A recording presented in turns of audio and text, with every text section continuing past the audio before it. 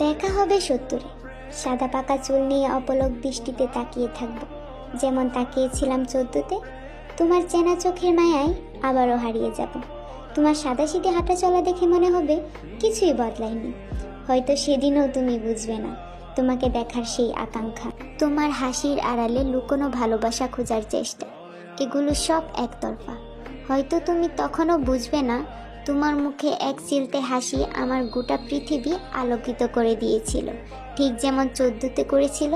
14-তে যখন প্রথম দেখেছিলাম তোমার মুখে সেই নিঃশব্দ গল্প আমাকে মুগ্ধ করেছিল। তোমার প্রতিটি হেসে ওঠা, তোমার চোখের মায়া, সব যেন আমায় গভীরভাবে তোমার মায়ায় ডুবিয়ে রেখেছিল।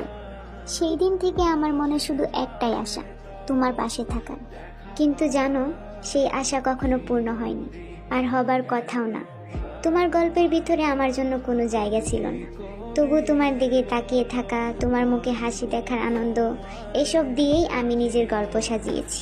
70-এ যখন দেখা হবে, তোমার মুখের একজোলাক হাসি দেখেই মনে হবে তোমার জন্য সেই পুরনো অনুভূতিগুলো আজও ঠিক ততটাই তাজা।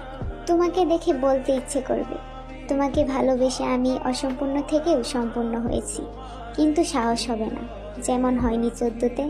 হয়তো সেদিনও তুমি ঘুরে চলে যাবে, তোমার পাকা চুলগুলো বাতাসে উড়বে, আমি অপলক দৃষ্টিতে তাকিয়ে থাকবো শেষবারের মতো। তোমার প্রতি এই একতরফা ভালোবাসা, এই নীরব অনুভূতি চিরকাল আমার সঙ্গী হয়ে থাকবে। তোমার অজান্তেই তুমি হয়ে থাকবে আমার গল্পের শ্রেষ্ঠ অধ্যায়। কি করিলে বলো পাইব তোমারে রাখিব আখিতে আখিতে।